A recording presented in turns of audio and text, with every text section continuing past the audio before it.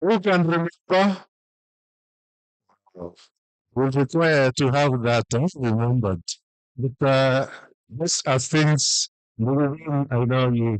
The North African anthem was initiated when they were in Russia. And today morning, we played all the Northern Nation, the East African, and the African anthem in Kiswahili, all of them. And that's why I'm challenging people, at least for the African anthem.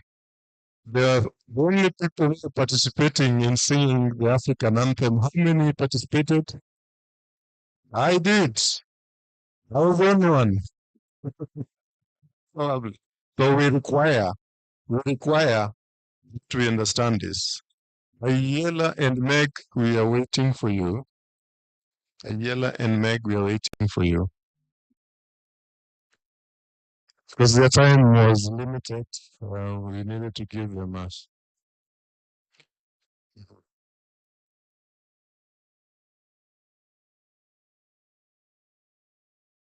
Yeah. So, can we conclude with this panel then? Just in case there are questions for them, so that we discharge them of that responsibility. I don't know whether, did you take down some notes? Did you get that historical perspective of Hmm? Ukiendelea namna hii tutapata national interest kweli. If we can't within church? Good. We have Meg Mukoki and Lucia Ayala. Now there's even pronunciation. If you don't pronounce well, you are in trouble. So we have this young people to help us unpack this. And I want them to take only 15 minutes here, that among, between the two of them. Yes, who starts? The dice cast. I was not given the choice. Good afternoon. My name is Ayala Lucia. I am part of the NEET and I do digital comms for NEET. So ukiona hashtag pale national interest KE, that is my team doing the good work. And I am happy that you guys have made time to be here today. I am even more happy that I am seeing more young faces. Gen Z hoye. Mko kadi? Nani hayuko kadi hapa? Please make it a point tukue kadi before wiki ishe. Na after tumekuwa kadi, tuanze kupanga mikakati ya kufundishana vitu mbili tatu about kupiga kura. And I like that trajectory. And I think that will be a good starting point for our national interest. Napenda kutumia mifano, and I speak Swanglish by the way. Mimi ni mdemo wa Eastlando. Lakini kama nataka sheng pia naweza banja sheng. Lakini let's use Swanglish for now. I like making a comparison of things. It makes it a bit more easier for me to understand and to communicate to people. All of us come from a household. It doesn't matter which class you are in. You run your household in one way or another. Kila siku ukiamka asubuhi, you make a decision what you're going to eat that day, how many times you're going to eat, what you're going to prioritize with the little money that you have. And basically, I think national interest is about prioritizing what we have, our national assets, our money, and everything, our sovereignty. When in your household you're strapped for cash, you don't go buying red bottom shoes, amadigaga za sijui 200K. You don't go to clubs to spend unnecessary money. You won't, pengine hata utapanda Uber, unapambana na matatu. But when you look at our government, the things that they are prioritizing, they are not of interest to us. Ama ni nani ana feel kama serikali yetu ina prioritize vitu zinamjali?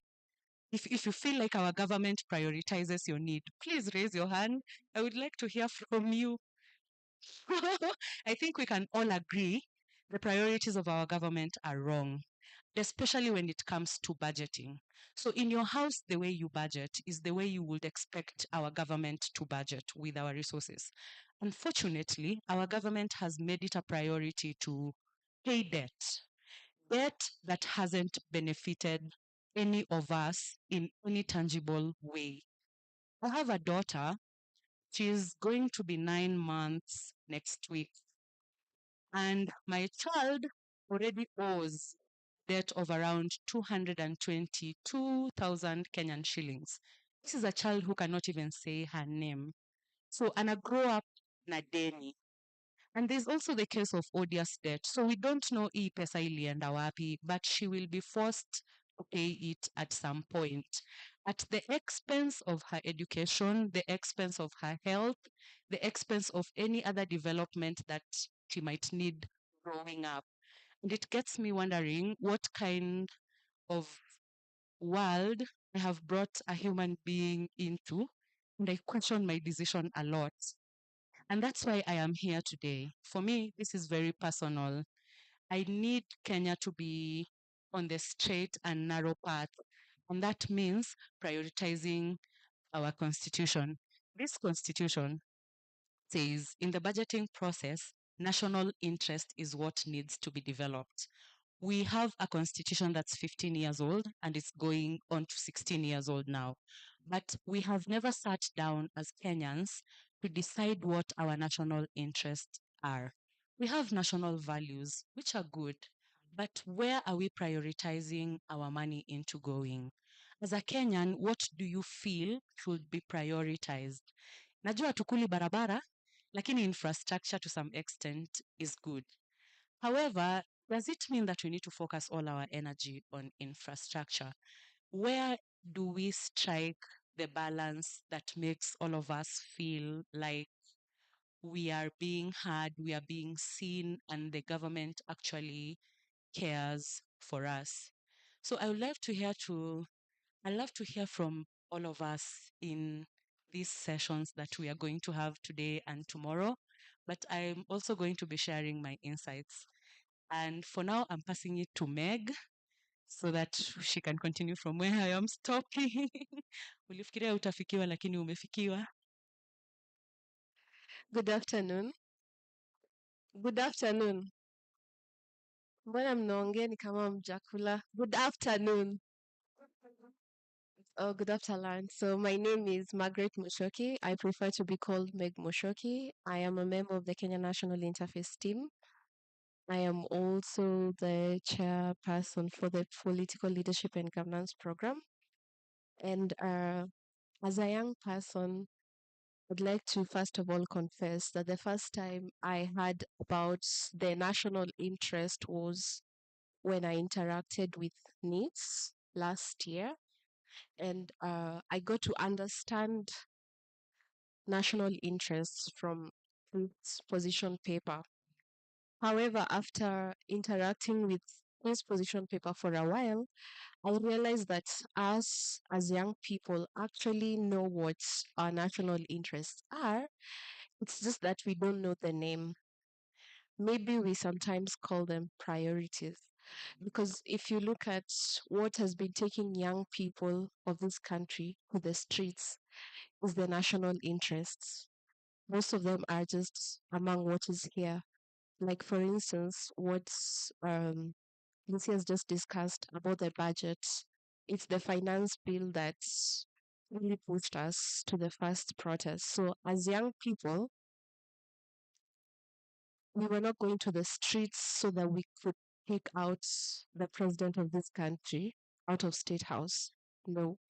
We were going to the streets because all of us had one common agenda: to lower the cost of living. And then it's out of that that we realized actually this is being affected by the person who is in power. But then if we look keenly, it did not even start with this government, right? So young people understand to some extent what national interests are. We just call them priorities. Last year, we did this project through the Manifesto 8 Initiative Consortium, and we went throughout the country, around the country to like all the counties of Kenya, north, west, east, central, and south. And we discovered that young people have priorities that they'd like the government to take care of. One of their priorities is education. It's how the government funds education. It's how affordable that education is. It's how accessible. It's the curriculum that we're currently even now struggling with, you know. And if you look at how we protested, if you look at how we did civic education and civic engagement as young people of this country, it's because it comes from a place of understanding, you know. We decided, oh, so the government has not been putting money, the CSOs, NGOs have been slow on civic education. So as young people, let us make other Kenyans understand what this finance bill is about. All this was caused by education. Because we have accessed education, most of us have been lucky to access the Kibaki education system, free primary education system, right? Most of us were lucky enough to probably go to public universities to access help loans, you know, before they were turned into this university funding model thing.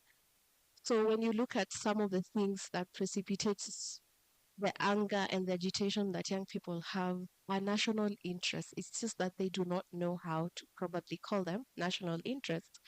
And so, as we were going around the country, those of us who understood what national interests are made the youth slowly understand that yes, these are priorities, but actually, in another word, they are called national interest. If you look at if you look at the access to healthcare, the shisha thing, you know, the affordability of it, how many young people can be able to afford 6,000 Kenya shillings to pay for that program so that they are able to access those services. What is the reason why these young people who are now educated are not able to afford 6,000 is the unemployment, underemployment, you know, lack of decent jobs. And if you go to what young people are saying is that we're educated, we don't want this, like for instance, the county jobs that are being given for us to just spend several years in university, building our careers, and then tuko kwa barabara, kazi yetu ni kuosha mitaro na kuokota takataka. So young people understand that even with this national interest, they want dignified and decent jobs. So also these young people understand what Utu is, right? Because they want dignity, they want something that dignifies their lives. Like the education system, even the funding model, how it discriminates them, how it creates classism. So, what's the dignity in that kind of model? So, these young people are like, we understand that in as much as we want education, in as much as we want you education funded, even the way that this education is being funded, we want some level of dignity that comes with it. We want dignity when it comes to employment. We are overly used. A lot of us as young people, we are in organizations volunteering. Not just young people are not just telling the government that we want jobs created. They're also telling civil society we want you people to create jobs. Just this morning, I was going through a video created by Tatiana. Most of you know her.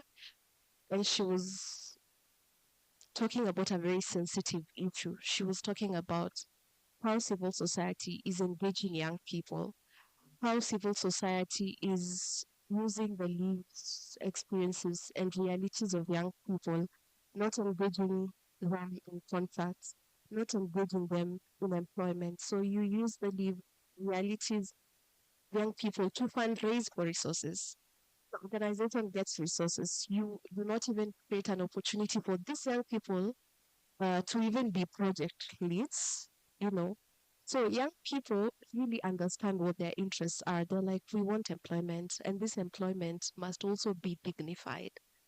They're not just speaking to government, they're speaking to all of us because national interests are also about each one of us understanding, not just us telling the government, not just us telling institutions, but even us as human beings treating each other with dignity.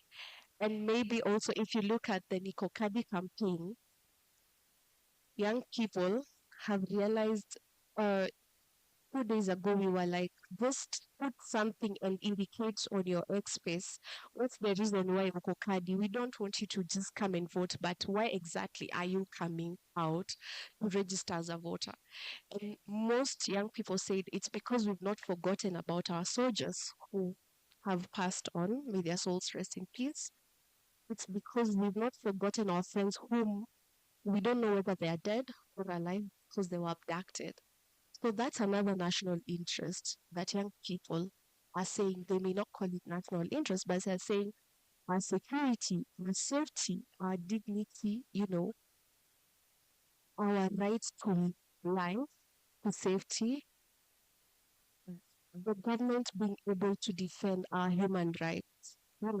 So I think I don't want to continue speaking much. I'll just trying to give us perspective, and I'm sure more young people in this room can concur with me that perhaps we may not really understand it as national interest, but we have priorities.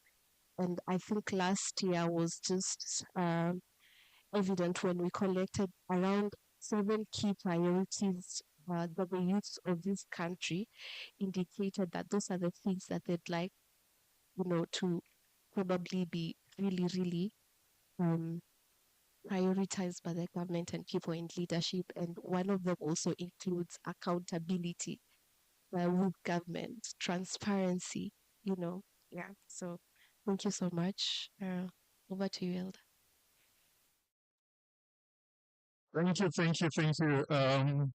I know the final thing a young person would give us the pattern of how to appreciate this panel, expanded panel of four. Elizabeth, to Lucia and Meg,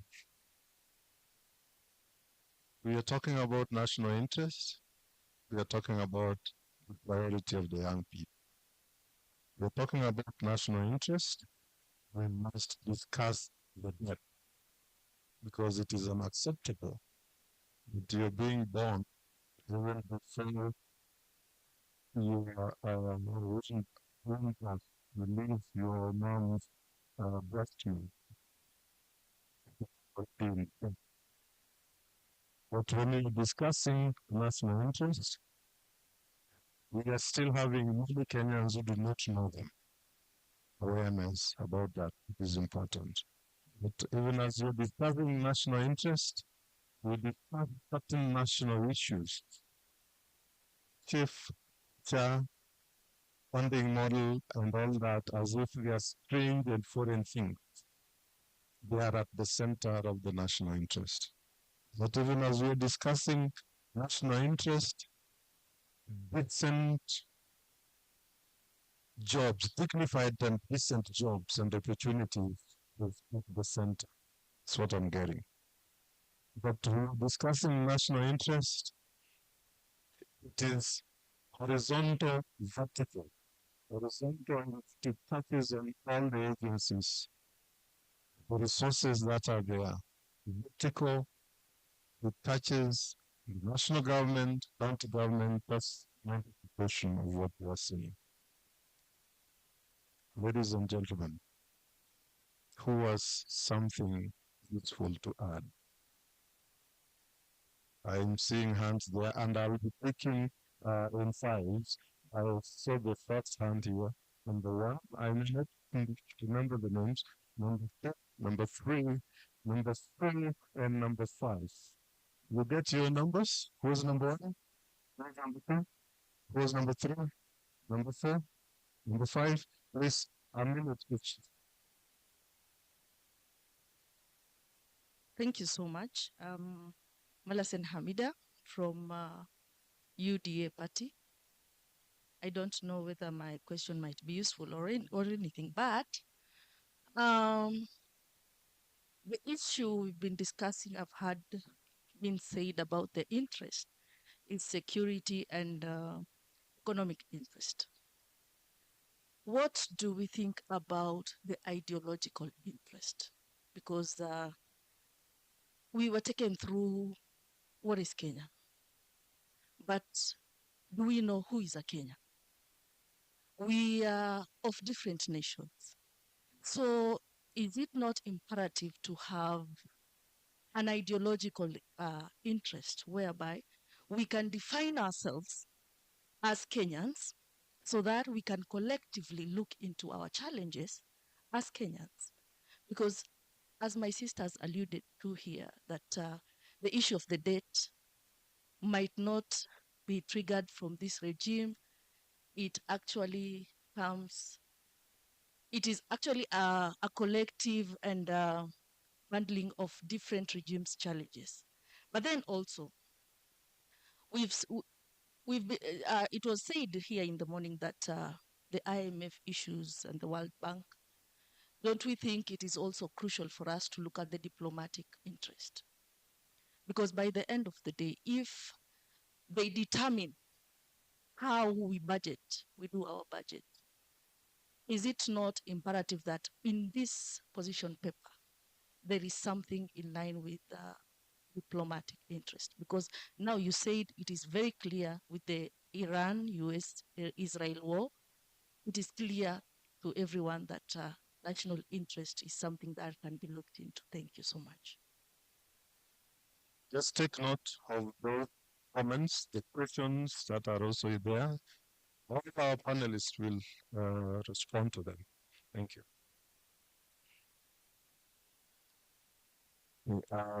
Once again, my name is Nacho Lutieno from the KANU party. I'd like to first comment, Lucia, congratulations on your baby.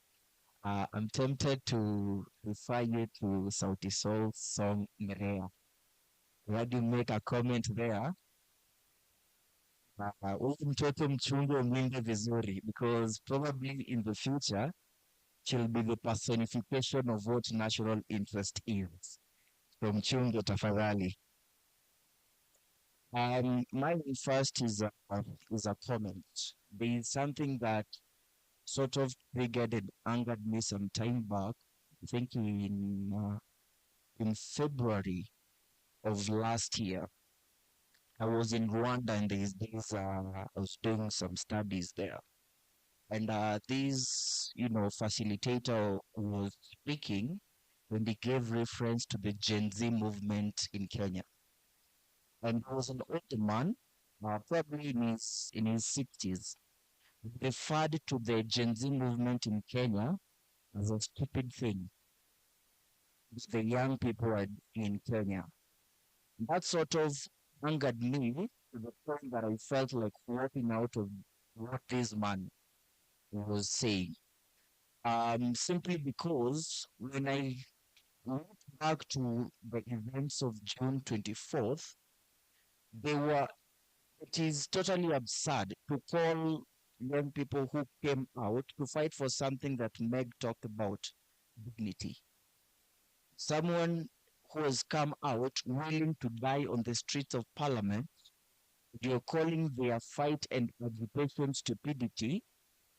It's rather condescending, not understanding in any of it.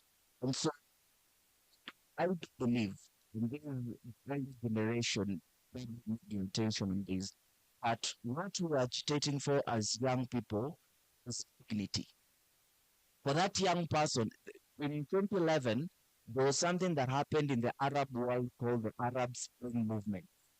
The Arab Spring Movement was sparked by the action of one young man, Mohamed Bouazizi, who set himself on flames because his source of livelihood, his source of dignity for his family, police officer came and sought, handout, and he said, I did not have. And this police officer was a woman, and she slapped him, and it hurt him to the point that he set himself on fire, and he died, which brought about the uprisings in that particular part of the world. So my point is, we're fighting for dignity. we are fighting for our dignity. Personally, I am a graduate of the Jomo Kenyatta University, right? I graduated in 2024. I have not gotten any job to date. One of the things that frustrates me the most is that if you look at our nation, the 10 companies in this country, 8 of them are banks. 8 of them, top 10, 8 of them are banks. That's banks. That's what hungers me the most. How in the world, in this particular country, yeah, how many people do banks employ? They control millions. They control billions, trillions of money. All right? They're the ones who are running this country. Someone mentioned it in the morning. These all profits is going to 1, 2, 3 people. Whereas we have very many people who are coming out of the universities.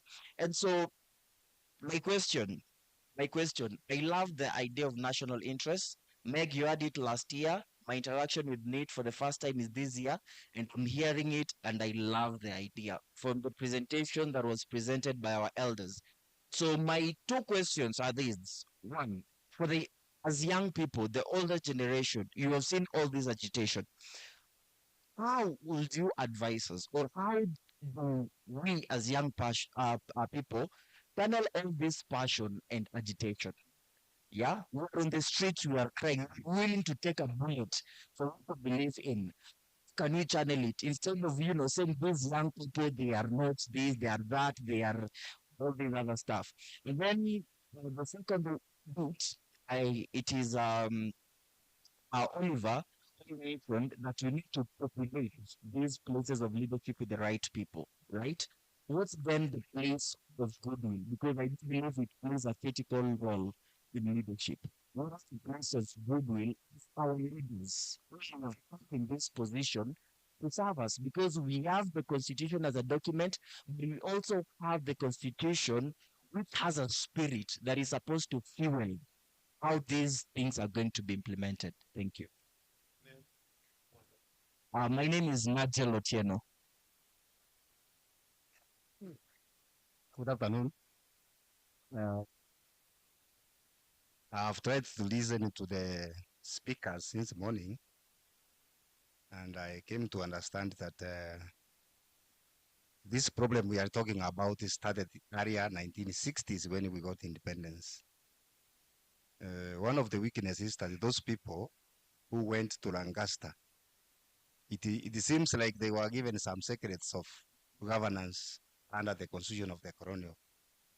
And that is why when we started the process of changing that constitution, it was very hard for those who are in power to surrender that process to continue, because the constitution had given the colonial power, control everything. And those ones who were given that independence to govern our country, they started enjoying the system, which is coming back again. The way I'm seeing, it is like it is coming back again, because the way during the time of Chogo, if you are in parliament and you don't say Chogo, there is no road, there is no education, there is no health center will be built in your area.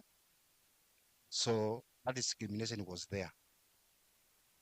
So when we came to this time now, you will find that the same structure of system has started coming up. We have the devolution system, whereby from the ward we have funds allocated. The MP has funds. Everybody is in parliament has funds, but still they are beggars.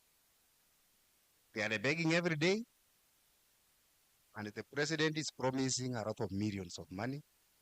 Every public meeting is conducting in Kenya, which means the way we are saying about the national interest, which is a public interest, to my understanding, it is like if we are not going to work very hard, we are not going to save the situation, because even though you are saying the youths are aware of the national interest, but they are the soldiers of the parliamentarians. They are the ones who are used to fight the others. They are the ones who are used to support whatever is being introduced, even though it is not even in the constitution. So to me, I think I'm in the right discussion because I've been in this struggle for almost 30 years.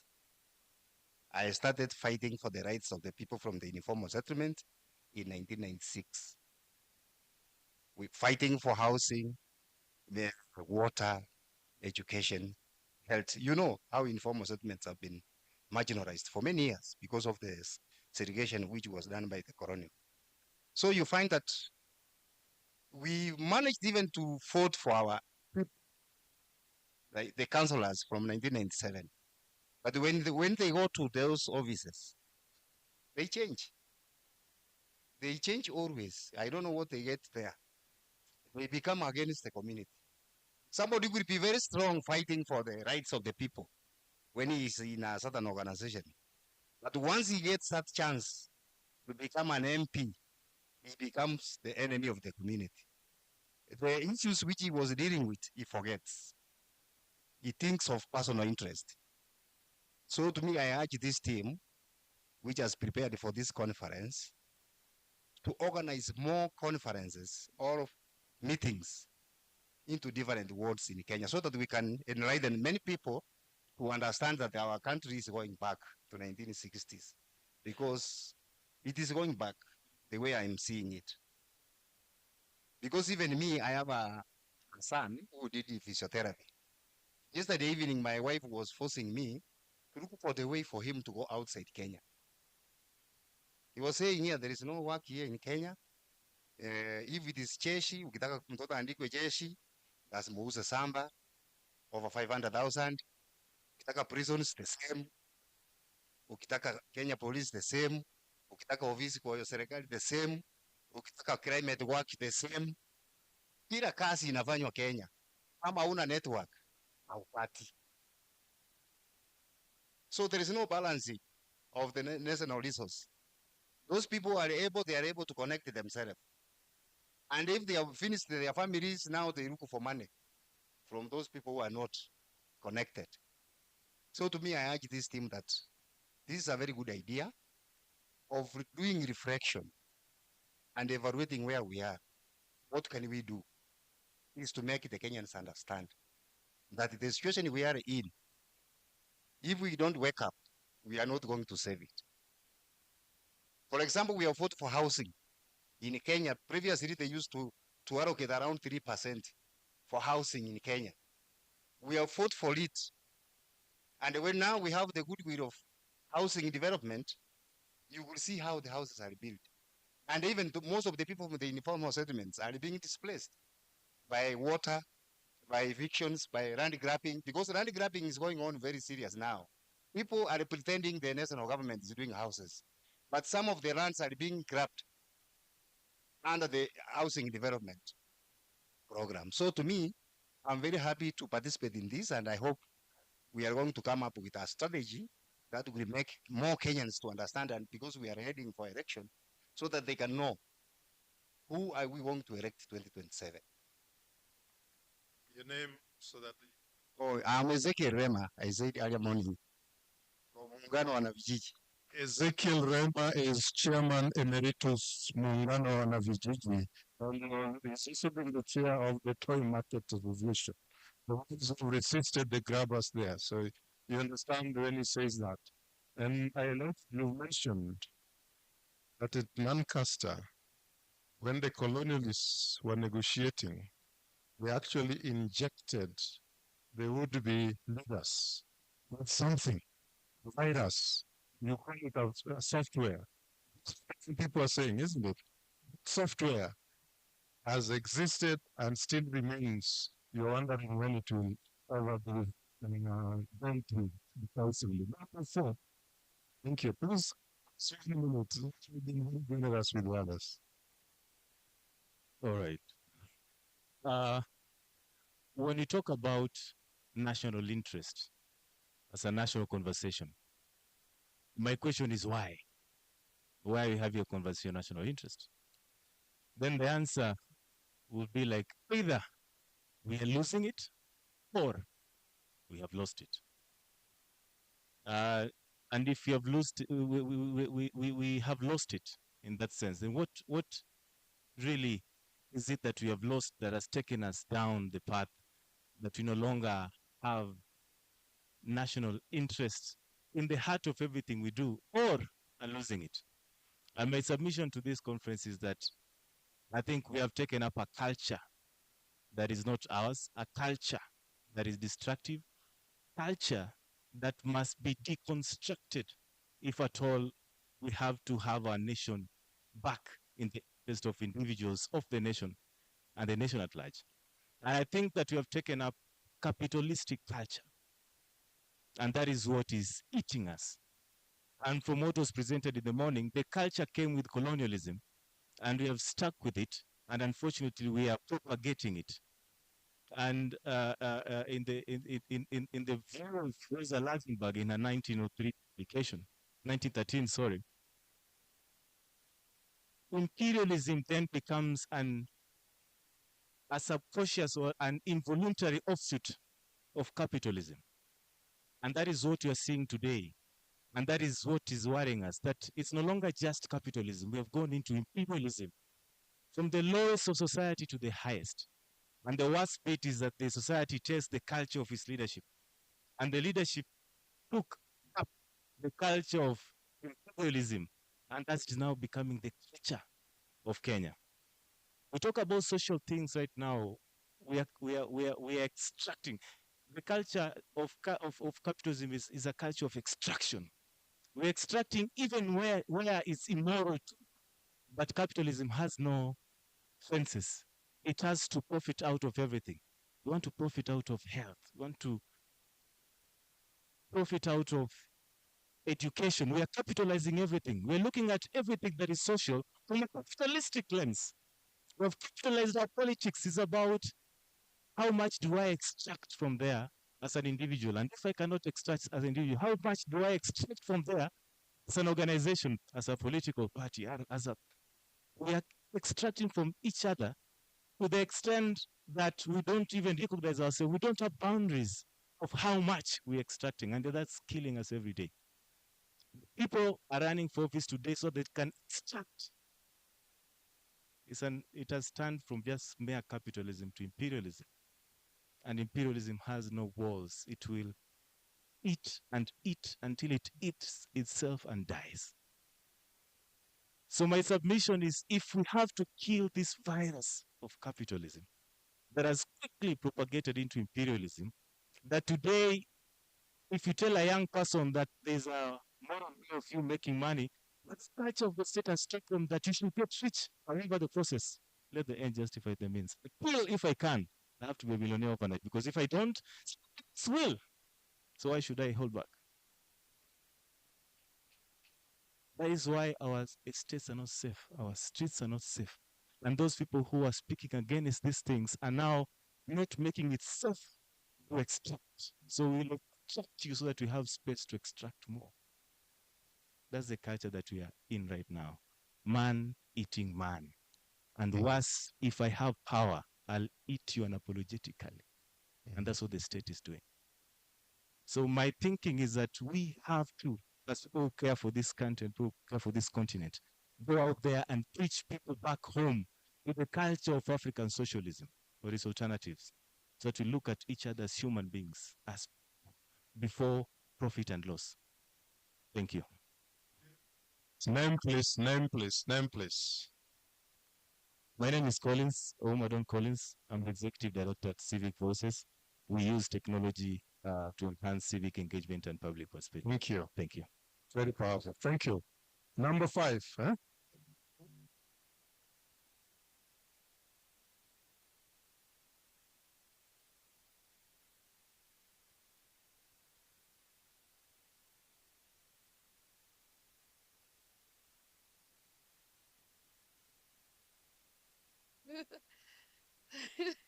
Thank you for stimulating our minds. So thank you so much. Also, my comments, I'll have a comment for the morning panel as we go. My name is Faith Halai, as I said in the morning, from the Coalition on Violence Against Women. So when we started talking about the history of Kenya and trying to define what our national interest is. And a conversation that we continue having is that we are centering the Western and the colonial thought. We can only define our national interest vis-a-vis or in comparison to our colonists or our colonial masters or Western thought. And that is how we have been conditioned to think. And I'm inviting this room today that we might just have to, for us to see any change, we might have to start defining our own. Colonialism was here like how many years ago? 63 years ago. We've had 6 decades to redefine who we are, and yet we cannot speak of ourselves without pointing fingers upwards. So that is something that I'm inviting this room and the panelists from the morning when you're talking about Kenya's history, why colonialism takes the bigger chunk of it and not just who we are even prior and who we are now as a people. And that also took me to this co-principle number 7, co-interest number 7 on our cultural heritage. Like, do we know what that is? Are we defining it as we go? Another thing that we have really mentioned since morning is public debt. And when they talked about it, I didn't know. I was one of the ignorant people who say, deni ni kubwa, tunaombanga pesa. When we say our president going to the US, we're like, bas, ameenda kuomba pesa. And then I'm looking, I went quickly to do the statistics, 11.8, and then I realized that only 45 to 50% is external debt. The rest of it tumeomba tu huku nyumbani. The rest of the debt is just here at home. So why are we saying that our problem is external debt? There's an issue. We have to rethink how we frame when we talk about public debt. Is the debt itself wrong, or how we hold ourselves accountable in the utilization of that debt? If we are using the debt to maybe grow infrastructure and be accountable for every coin, then why are we condemning the debt? So we have to really measure ourselves and frame ourselves when we speak about certain issues related to a national interest. And public debt takes the number 1.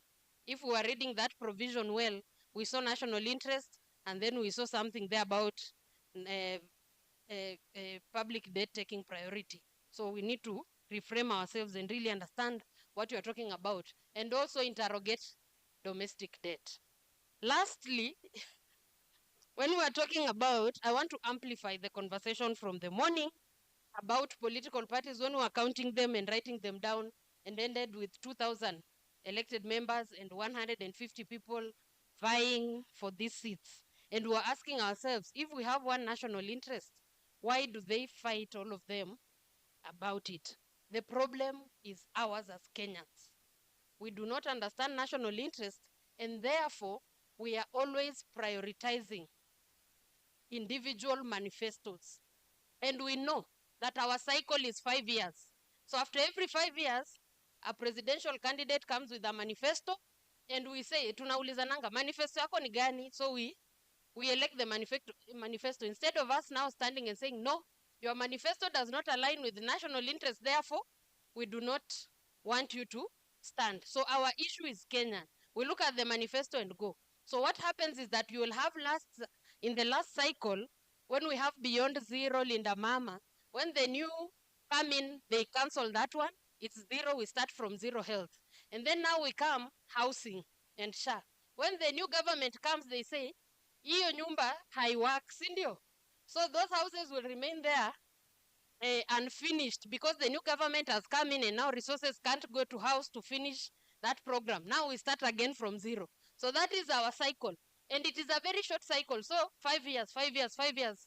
After every year, 1 year ikiisha, kama in 2022, we started fighting the government immediately. See, he had given us 100 days. After that, we were in the streets because we need to see the results quickly. The cycle is not giving us time because we have fallen for the manifesto rather than the bigger picture. Thank you very much.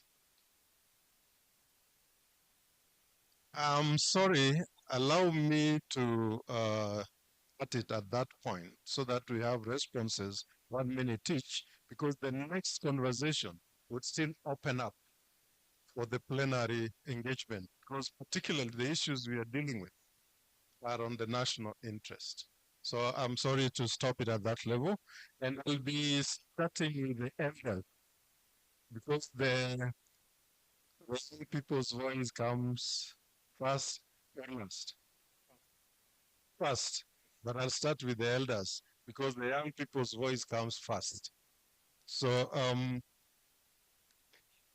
first, you wish I started with the younger ones. Okay. Okay, please. I'm going to teach.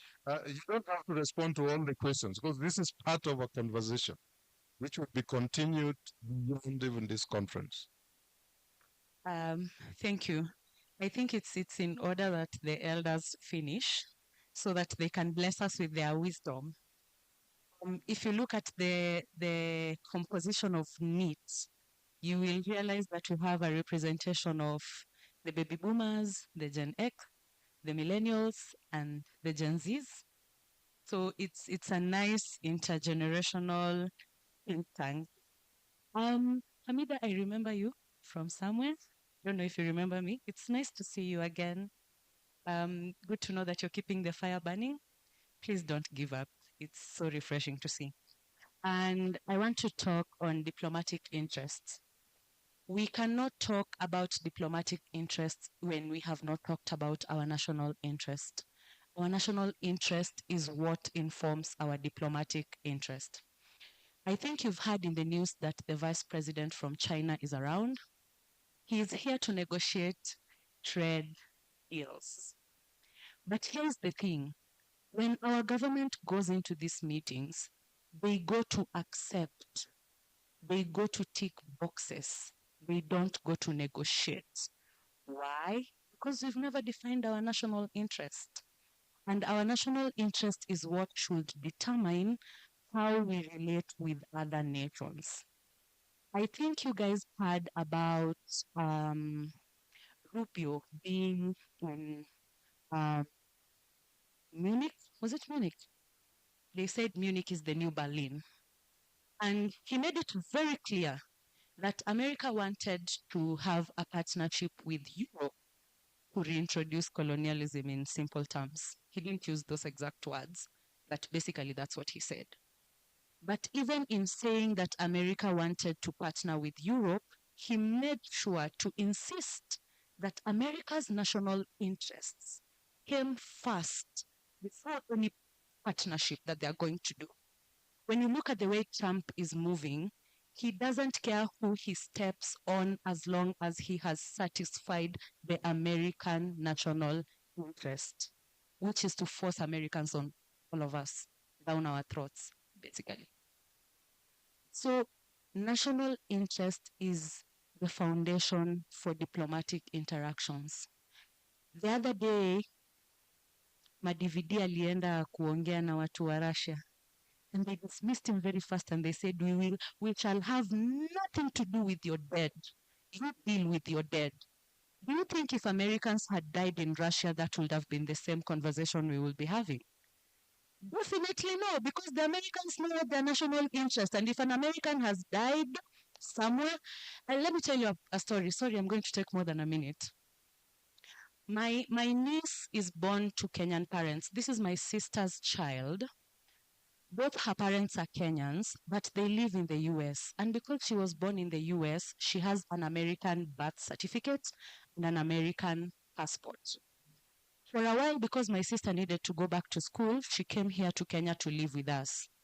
And I kid you not, once that kid landed here, we had to go report at the American embassy as the legal guardians for them to know who we are, because we are going to stay with one of them. And as kids are careful, home accidents usually happen. So one day she was running around the house with the house help and she hit her forehead. So she got a deep cut. We had to take her to hospital for some stitches, which left a mark on her forehead. And my sister called. When we told her about it, she called and she said, you guys have to go to the embassy and report to them and say this happened at home as an accident, because it would have caused a problem for us when we needed to renew her passport. So for Americans, it doesn't matter whether you're 2 years old, 60 years old, 15 years old, 30 years old, as long as you're an American citizen. It doesn't matter where in the world you are. You could be in Shimalavandu village, but Americans will still take care of you because you are one of them. In comparison to Kenya, we have kids who died in a school fire. To date, no one has been held responsible. We have Kenyans who died in a flood. To date, no one has been held responsible. We have young Kenyans who've died in a war that has nothing to do with them, and they were lured in by the same government that is now claiming inatutafutia kazi majuu. Because sisi wote tunataka kwenda majuu, tumechoka na Kenya. You know, the assumptions they make on our behalf are not in our interest. And it is important that when we leave this place, all of us become advocates for national interest. If we don't become advocates for it, if we don't become disciples for national interest and go out there and preach the gospel of national interest, we are never going to have a government that puts us first. Kenya has to work for Kenyans before it works for anybody else. The only people who can make Kenya work for Kenyans is us in this room. Because when we live here, we can go have a conversation on our dinner tables. We can go have a conversation with our friends when we are hiking or doing any other fun activities. So it's important for us to define what this national interest is and stick to it and fight for it. Nigel, the extinction of young people is not accidental, it's very systemic. Since 1902, or since before Kenya was Kenya, it was Ibeaco, Imperial British East African Company. It is very systemic. These things are made to seem very complex so that we get exhausted in trying to understand them and give it up. Because these people are thriving in ambiguity. Once we kill the ambiguity, then we are able to kill them. How can we channel all this passion that we have? By agitating for our national interests to have a place. Goodwill is not something we can legislate, but goodwill is something we can see. Yes? So when you're choosing a leader, choose a leader who has a good track record. Yeah? So I think that will be one of the things that we can do. It's not the only thing that we can do, but it is one of the things that we can do. Another thing, divide and conquer, has been happening since before independence, has continued with independence, has post-independence. We are still in it. We keep recycling our politicians. Our president has been in politics since 1992. How many people here were not born in 1992? You see, so this man has been in politics since before you were born, but he's out here now trying to convince you if you give him 5 more years, he's going to make Kenya look like Singapore. Who even asked him to make Kenya look like Singapore? I want Kenya to look like Kenya. Yuka anataka kwenda Singapore siaishie, kuna mtu amemshika. Si tunataka Kenya ikaeka Kenya, tunataka Kenya ikwe fiti, tunataka Kenya iwork for Kenyans. Hizi stories za Singapore ni zao, but they are forcing it down our throats. They use us as young people to manufacture the consent to then go and say, oh, si hata mnaona vijana wameniambia. Their red bottom shoes and their Ray-Bans and very expensive suits, while the rest of us cannot even afford a meal a day. It's ironic, it's hypocritical that someone would know cancer patients are not getting treatment at KNH because a machine has broken down, but is very courageously standing in the midst of a crowd to say, oh, he was protecting Nairobi Hospital, which is a private entity, and he has no mandate on it. Kenyans have died. He's more best kujibishana na mtu mwenye alifuta kazi. Hiyo ndio priority yake. For him, that's his interest.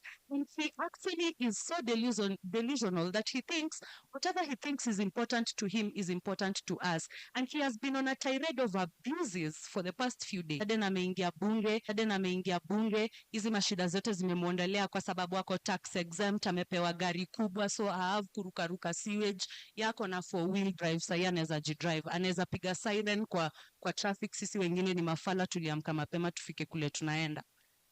So let's stop celebrating worshipping politicians. They're just ordinary people. These are people that you employ to work for you. Treat them accordingly.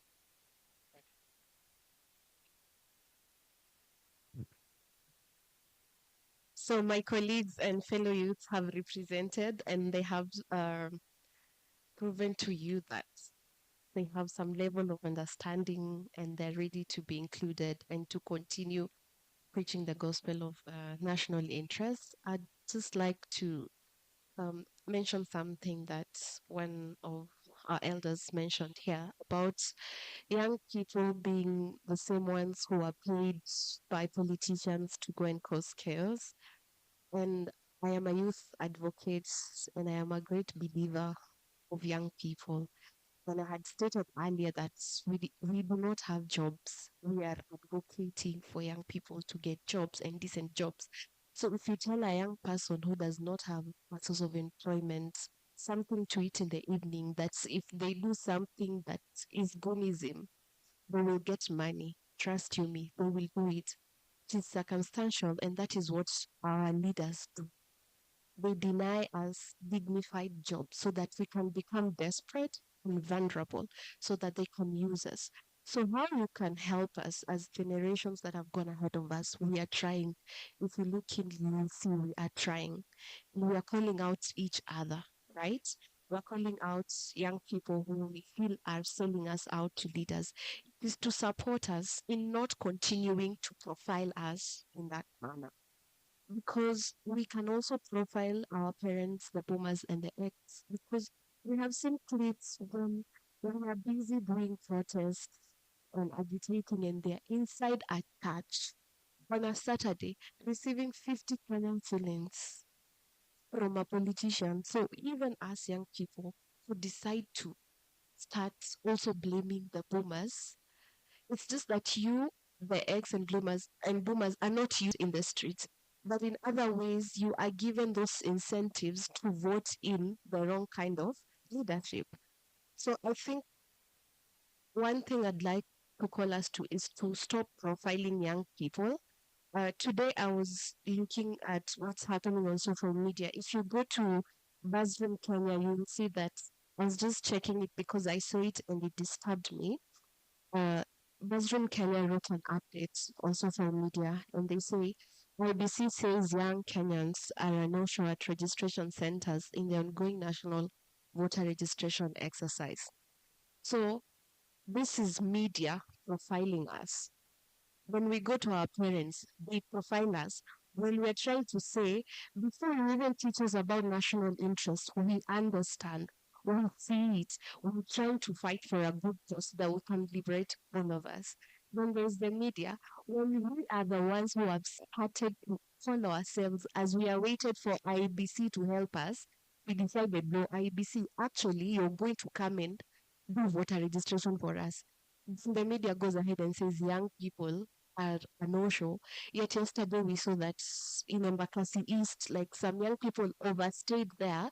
They were even trying to cause commotion because they have decided to be patient enough to get that voter register's ID. So it's just also a call to support each other and to support young people. When young people are being told that, oh, now this is just a trend that we are causing to do voter registration. But if you look at what we've been doing, we've been consistent. Anytime you people think that we are quiet, we are down here organizing. We're trying to educate each other as young people. This is what national interest is.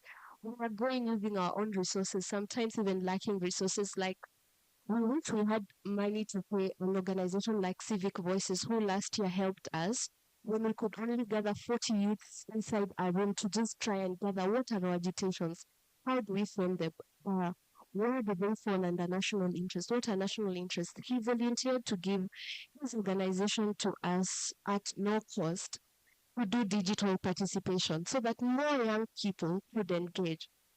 It creates a national youth manifesto. A colleague there has mentioned about how we wait upon politicians to do us manifestos. As young people, for the first time, we did not come from a political party. We were not coerced by someone. We just said, can we gather together and also come up with a manifesto that we can use when politicians are coming to us for votes or when we join political parties, indicate that there's your manifesto as a political party, but there's our manifesto as young people. And it has our 7 national interests or priorities. So if your political party or your manifesto does not align with our manifesto, we do not want to be part of this political party. It is something that young people are doing, right? So we request that you support us. Every single day is a learning day for us. And just as we're doing civic education with the Nikokadi and with every other social issue, governance issue, infrastructure issue, all these issues, we will also continue to take word out there on national interest, as long as we are able to also access and get support from the generations that have gone ahead of us. And as I finish, I think I'd like to emphasize on the importance of intergenerational relationships, intergenerational dialogues, intergenerational alliances. Why am I saying that? Before I joined NEET, I didn't understand a lot of things, even as a young advocate, in terms of the constitution, the law.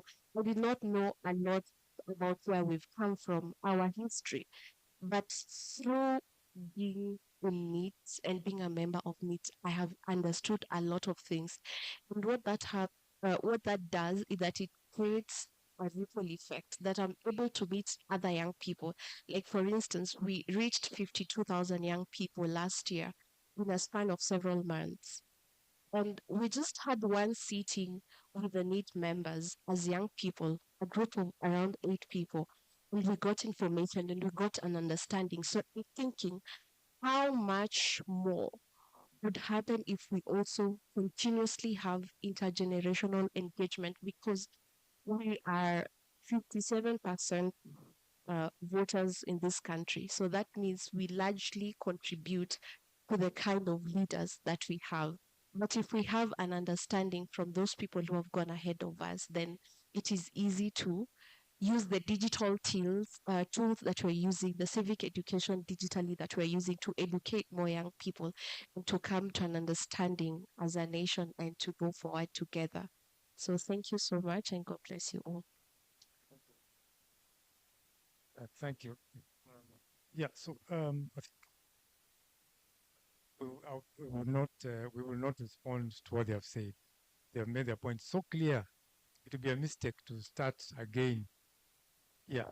So unless Mr. Okara, you have something to say, because of time, I would say that we wind up this panel here.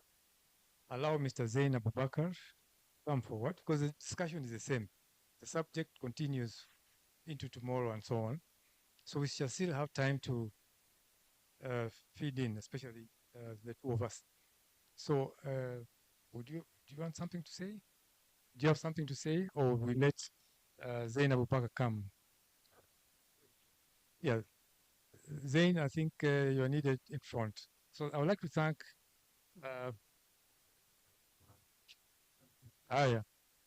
Ambassador, go ahead. I'll hold it for him. Because I think the points I was taking is basically on whose national interest, who is the owner of that. You live here longer, so it's in your interest that you have a country where you can live. It's not in my interest now, so you're in your interest. So the answer is it's in your interest. Before Sedi comes, I don't know, one of you was talking about dignity. That's very important. Can you, who's that? Somebody says, yeah, do you? Okay. Let me emphasize this. what you emphasized, because it's also in the Constitution.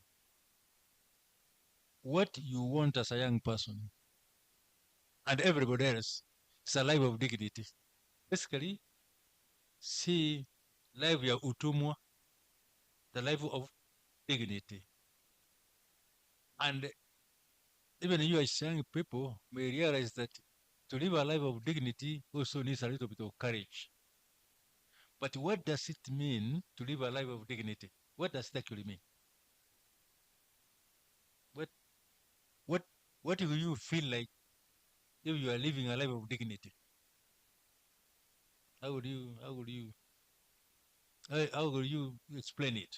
Now let me tell you quickly, because we said it's not coming, it's coming. And the concept of the life of dignity is fundamental. And it means this, that you must be able to be born in dignity. The human being must be born in dignity,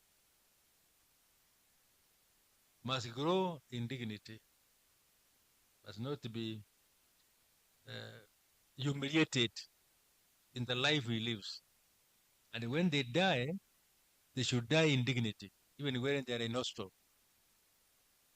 They should die not in a place where there's no dignity. And even in burial, you should not be left for dogs to eat. You should be buried in dignity. So dignity is from birth all the way to death. Now that you cannot compartmentalize that into age groups, because each age group has got their own dignity all the way to death. So I get sometimes uncomfortable when we try to compartmentalize the life. Let me, you are coming. Let me say this. Even conception, at conception, that's conception. When she was expecting, we were looking forward for the kid to come, and we really, even at conception, that conception must happen in dignity. It must be happen in dignity. You cannot be raped in the military camps and then carry the baby. It's not conception in dignity. Conception itself must be in dignity.